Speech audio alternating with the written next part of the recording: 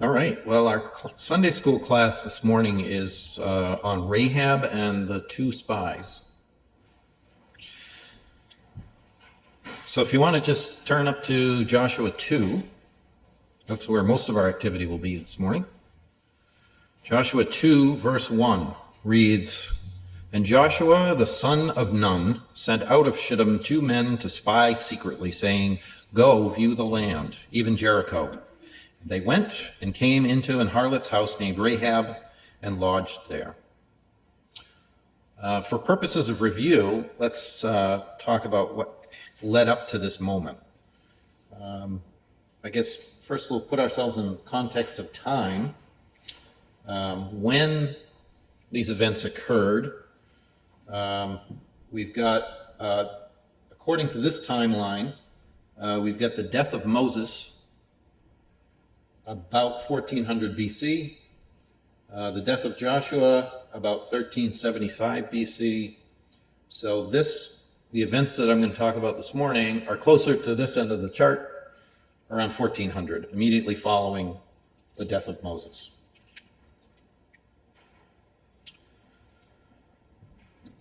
As we know from our reading, Israel was in the wilderness when Moses had just died. And we can see in chapter 1 of Joshua, starting at verse 1, it tells us that the Lord spake unto Joshua, saying, "Moses my servant is dead. Now therefore, arise, go over this Jordan, thou and all this people, unto the land which I do give to them, even to the children of Israel." We can see on our map where that is. We've got a nice little rectangle that shows us where they were is on the left side, and you can see Shittim, and then on the other side of the Jordan, you can see Jericho, just about in the center of that picture.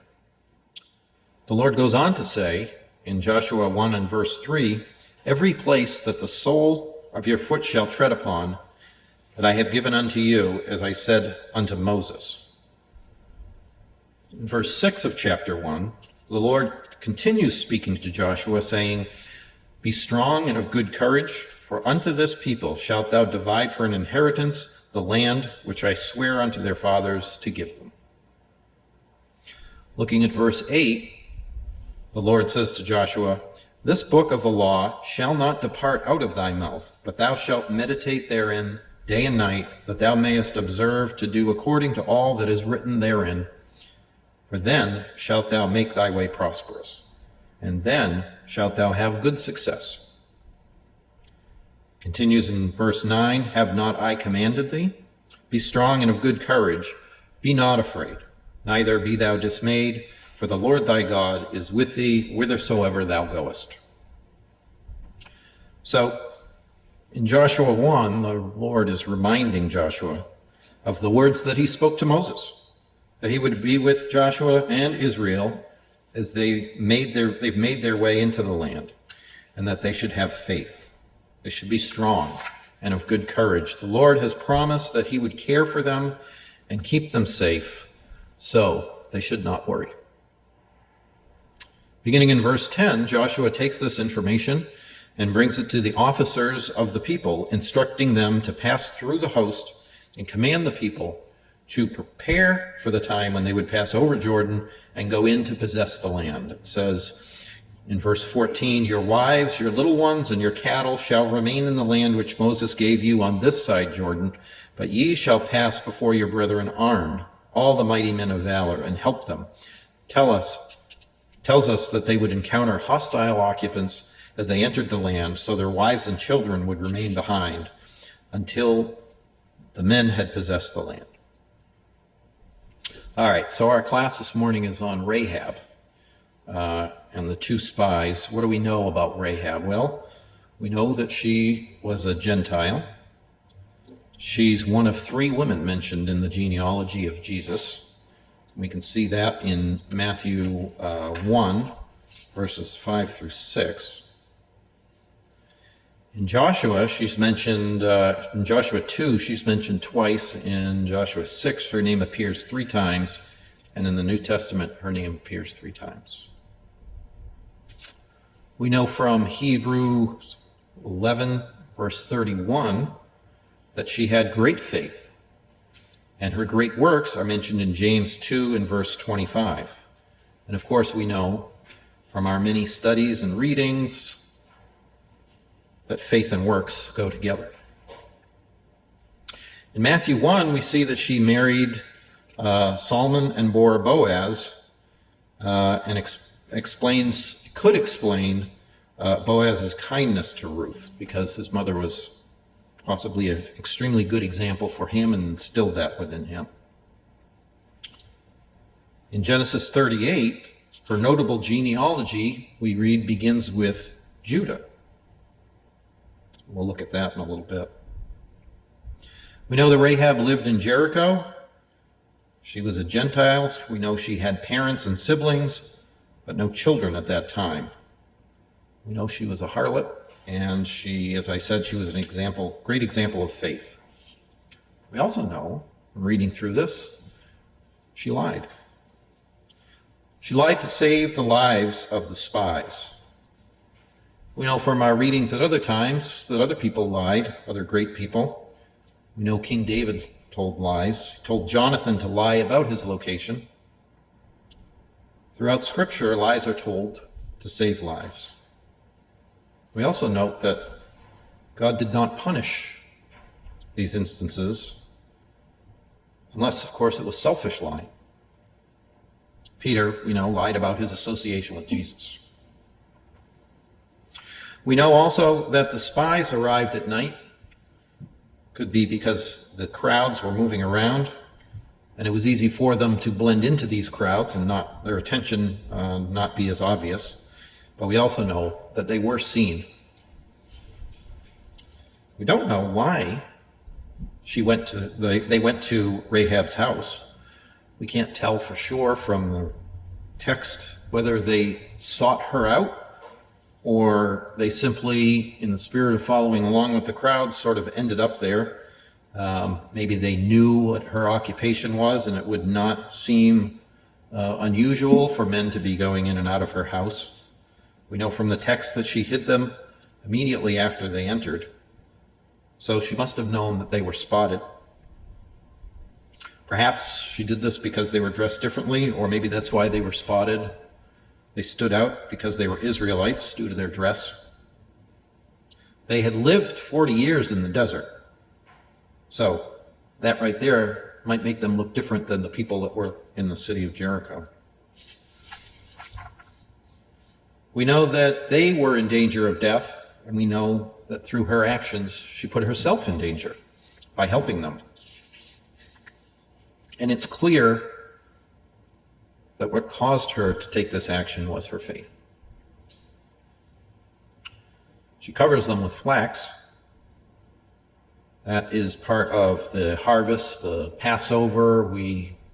This indicates for us that it occurred sometime in April.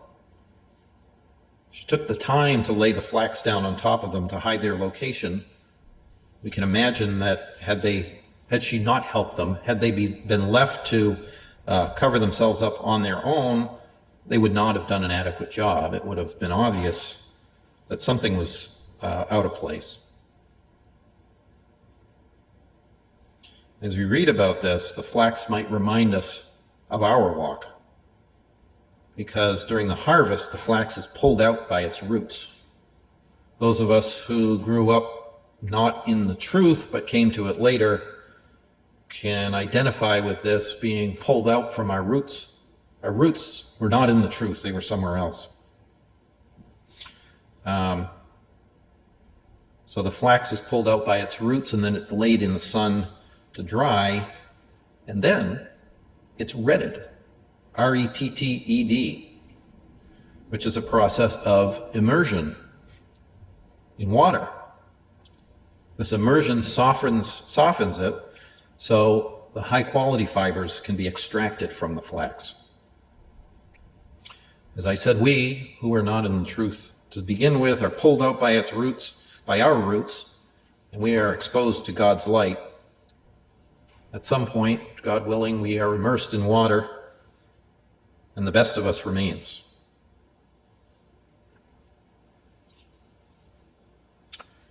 In verse 3, the king's messengers arrive. Verses 8 through 13, she talks to the spies. She tells them what they know, what she knows, her declaration of faith. So we're left to wonder, how did she gain this knowledge? She lives in Jericho. It's a large city, perhaps a great volume of travelers. She picked up this knowledge. It has some similarities to Genesis 24, when Abraham sends Eliezer to get a wife for Isaac.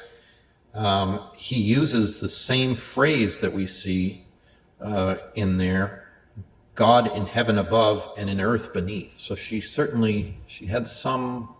gathered this knowledge from somewhere, and the phrasing that she uses we hear in other places. So it's not, this didn't simply occur that night. She must have been thinking about these things prior to their arrival.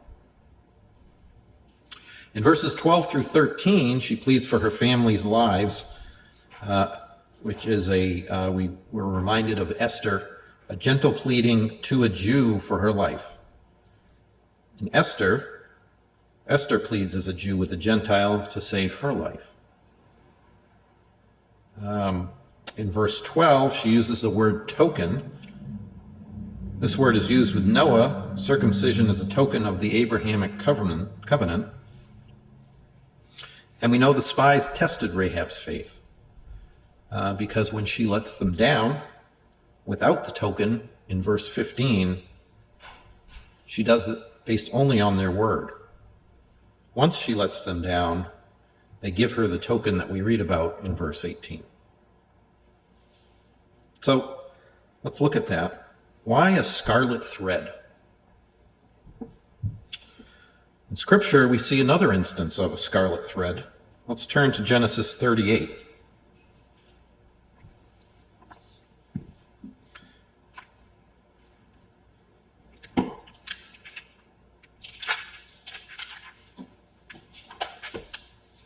This is the chapter in which Judah comes across a woman whom he supposes is a harlot, but is in fact his daughter-in-law. He goes in unto her, and she conceives, and we see in verse 24 of chapter 38 that 3 months passes from their meeting, and Judah learns of her pregnancy and orders her to be burnt for her whoredom. We're familiar with this story. She then produces the item Judah had pledged when he met her 3 months prior. In the time of her travail, in verse 28, we see the scarlet thread was placed upon the wrist of Zerah. The story of the birth of these two children is remarkable, but something else is also very interesting. What is interesting about it is that Zerah's brother, Pharez, is the great, multiple generations grandfather of Salmon.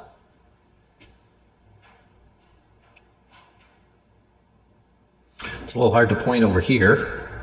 You can see through this diagram, right up here, right there, and it goes along generation after generation up to the second column and then down. So you can follow that along and you'll see Salmon in there.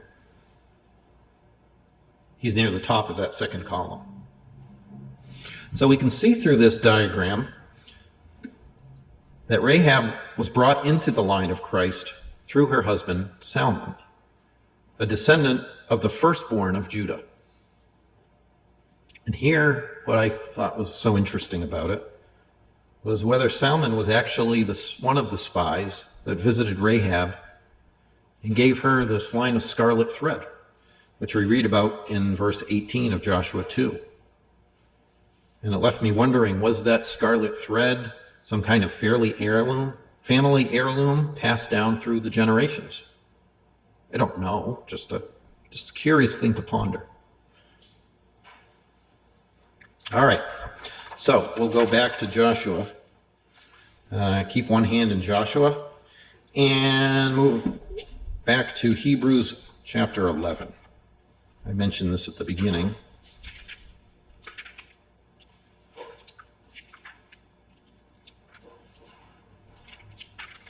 There it is. And if we look at verse 31,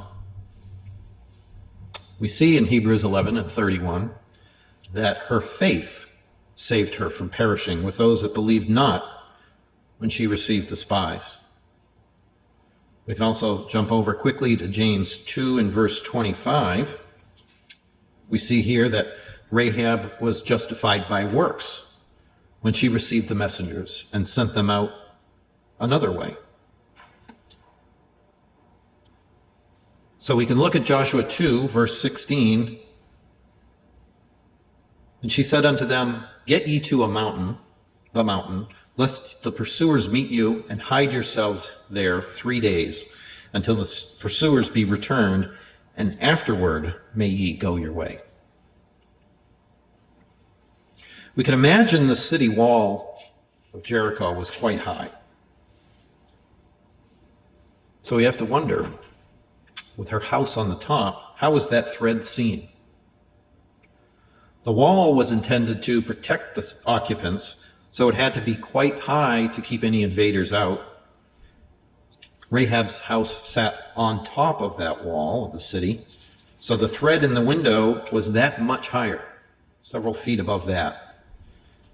In verse 18, we can look at the word thread, look it up in Strong's, and we see it's defined as a thread, so very small. We can see from this definition that it was a small, almost a very slight piece of material. It was tied around a baby's wrist, perhaps. But anyway, it's not capable of being seen from the ground for certain, right? Very tiny. But we have to ask ourselves, that little tiny piece of thread, what was the intention? To be seen by the warriors from the ground? That seems impossible. It's small, dark. If we look at Joshua 6, the Lord tells Joshua to surround the city of Jericho. Starting at verse 3, And ye shall compass the city, all ye men of war, and go round about the city once. Thus shalt thou do 6 days. And 7 priests shall bear before the ark 7 trumpets of ram's horns, and the 7th day ye shall compass the city 7 times, and the priests shall blow with the trumpets. And it shall come to pass that when they make a long blast with the ram's horns, and when ye hear the sound of the trumpet, all the people shall shout with a great shout, and the wall of the city shall fall down flat, and the people shall ascend up every man straight before him. So the blowing of horns and shouting voices, that's what's going to knock the wall down. Looking at verse 20. So the people shouted when the priests blew with the trumpets, and it came to pass when the people heard the sound of the trumpet, and the people shouted with a great shout, that the wall fell down flat, so that the people went up into the city, every man straight before him, and they took the city. It wasn't until that point that they actually came in contact with the wall. While the wall of the city fell down flat, Rahab's house was left intact. If not, how could she and her family be retrieved? Look at verse 22. But Joshua had said unto the 2 men that had spied out the country, Go into the harlot's house, and bring out thence the woman and all that she hath, as ye swear unto her. And the young men that were spies went in, and brought out Rahab, and her father, and her mother, and her brethren, and all that she had. And they brought out all her kindred, and left them without the camp of Israel. So, I ask again, who was the thread for? Israel approached the city as instructed by the Lord. Israel shouted with a great shout, and the walls came tumbling down, as the song tells us. except for Rahab's house. So, brothers and sisters, the scarlet thread must have been for the angels of Yahweh, a marking for them to ensure that the occupants of the house on the wall were not harmed as they went about destroying the city. Israel did not come in contact with the wall until after it had collapsed. So this might remind us of the Passover that we read about in Exodus. The blood was placed around the door, saving those that adhered to Yahweh's instructions. Let's turn back to Exodus 12. Exodus 12, starting at verse 1. And the Lord spake unto Moses and Aaron in the land of Egypt, saying, This month shall be unto you the beginning of months. It shall be the first month of the year to you.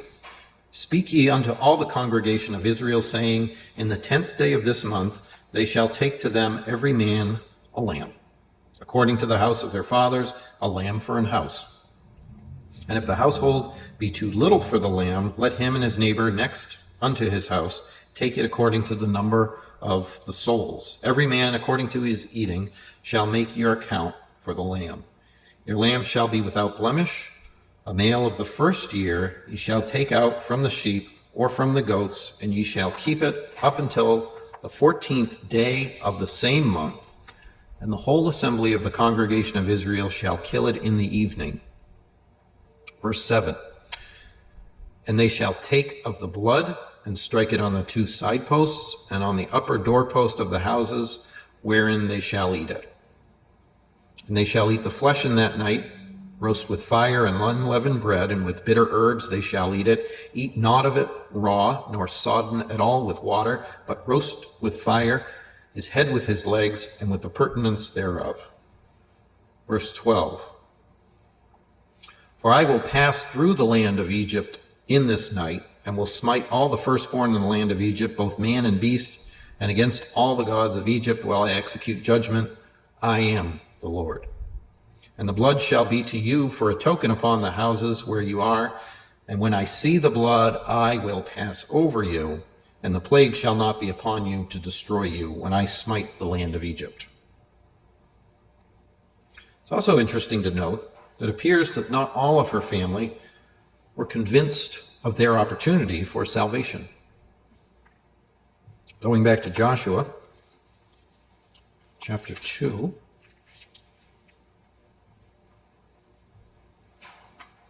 and looking at chapter 6, look at Joshua 2 and verse 13 first. It reads, And that ye will save alive my father, and my mother, and my brethren, and my sisters, and all that they have, and deliver our lives from death. So she's asking for those people to be saved. Jump over to Joshua 6 and look at verse 23. And the young men that were spies went in and brought out Rahab and her father, her mother, her brethren, and all that she had. And they brought all her kindred and left them without the camp of Israel.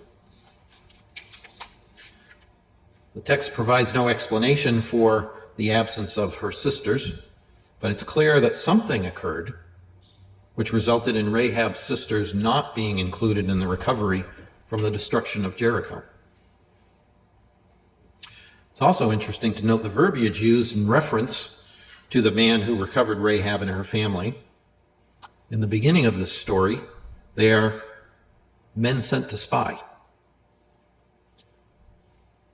Even in chapter 6 and verse 23, they are referred to as young men that were spies. But they are also called messengers. Look at verse 17 of chapter 6.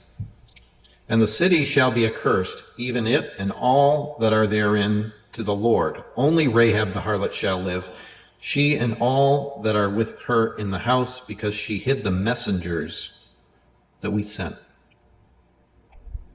Jump to verse 25 of chapter 6. And Joshua saved Rahab the harlot alive, and her father's household, and all that she had, and she dwelleth in Israel even unto this day, because she hid the messengers which Joshua sent out to spy out Jericho.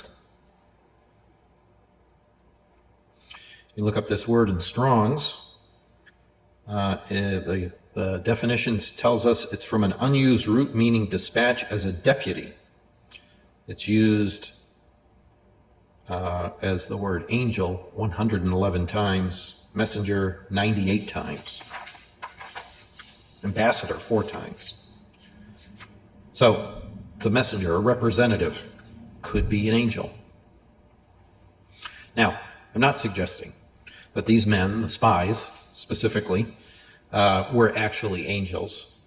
It seems clear from the text that they were in fact men, but it does seem that the phrase messenger was treated as an elevation of their status amongst the people, so they were referred to almost in a reverential manner for what they had done, as a way to honor their efforts or recognize the efforts, the bravery that was required to help Israel. We know that God's messengers, those who do the work of God, they're not necessarily angels. They're doing nothing more than the work of God. So we can see these 2 men were executing the will of God. Hebrews, we don't need to turn back there, but remembering Hebrews 11 and 31 and James 2 and 25 highlights this phrasing for us, referring to them as spies in Hebrews, while James says Rahab received the messengers. So what can we take away from this examination of Rahab and the events surrounding the fall of Jericho? Looking at Joshua 2 in summary, we can see the following. In verse 1 through 3, we see that Joshua sends 2 men. Verses 23 to 24, the 2 men returned to Joshua. So they went out and they've come back. Verse 4 through 7, we see that Rahab hides the men and diverts their pursuers' attention, saving the spies' lives. And then when we come around to verse 22, the men hide in the mountains 3 days, saving their lives from the pursuers at the instruction of Rahab. Comparing 8 through 13, Rahab confesses her faith and she seeks salvation for her family. And finally, in verse 21, we see that she acts on this faith and binds the thread in the window, saving their lives. Look at verse 14. It tells us, "Our life for yours, if ye utter not our business." So she needed to keep that to herself. And then by verse 20, they tell her, "If thou utter our business, we will quit the oath." So the consequence for her failure to act. And if we look at these verses, comparing them back and forth through that chapter, we end up right in the middle, verse 15 through 19. It reads, "Then she let them down by a cord through the window, for her house was upon the town wall, and she dwelt upon the wall. And she said unto them, Get ye to the mountain, lest the pursuers meet you, and hide yourselves there 3 days, until the pursuers be returned, and afterward may ye go your way. And the men said unto her, We will be blameless of this thine oath which thou hast made us swear. Behold, when we come into the land, thou shalt bind this line of scarlet thread in the window," which is the token I had mentioned earlier, "which thou didst let us down by, and thou shalt bring thy father and thy mother and thy brethren and all thy father's household home unto thee. And it shall be that whosoever shall go out of the doors of thy house into the street, his blood shall be upon his head, and we will be guiltless. And whosoever shall be with thee in this house, his blood shall be on our head, if any hand be upon him." So, Rahab frees the spies from the city. They give her a token of their word. They promise to save all in her house if she displays this token. Reminds us of our situation, shouldn't it? We must remain in the household of Yahweh in the ecclesia and this covenant relationship we've entered into, because failure to do so means that we have wandered out into the street, the world in our parlance, and we will meet certain death if we do so. So what do we need to do each day, each week? We need to humbly recognize that we are flawed, but at the same time, we should rejoice that we have opportunity to meet those that obey Yahweh's commands in the coming kingdom. It is through God's mercy that we can achieve this for ourselves, through our own faith and our own works. And God willing, we have opportunity to meet Rahab and other faithful followers of Yahweh in that day.